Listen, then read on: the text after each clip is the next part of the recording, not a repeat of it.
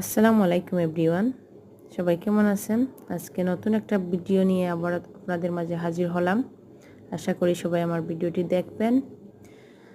আলুর চিপস, যেটাকে আমরা ফ্রেঞ্চ ফ্রাই বলি রেস্টুরেন্টে হলো, তো সেটা আজ বানিয়ে ফেললাম। আজকে নয়, অনেক দিনও আমি বানাই আমার মেয়ের জন্য।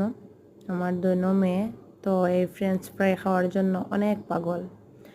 তো একটু একটু সব মশলা দিলাম, পেঁয়াজ দিলাম, দিয়ে লবণ দিয়ে সব কিছু দিয়ে মাখিয়ে নিলাম। তারপরে একটু চালের গুঁড়ো দেব।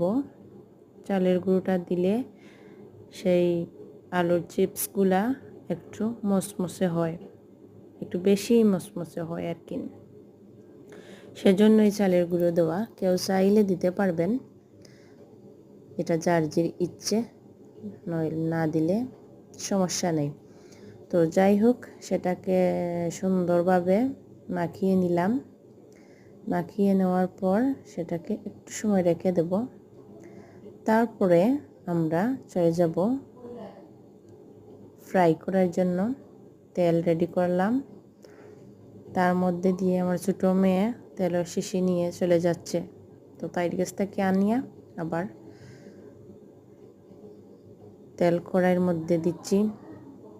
হাই হিট দিয়ে তেলকে গরম করে নেব। তারপরে মিডিয়ামে এনে আমি চিপসগুলা ভেজে নেব।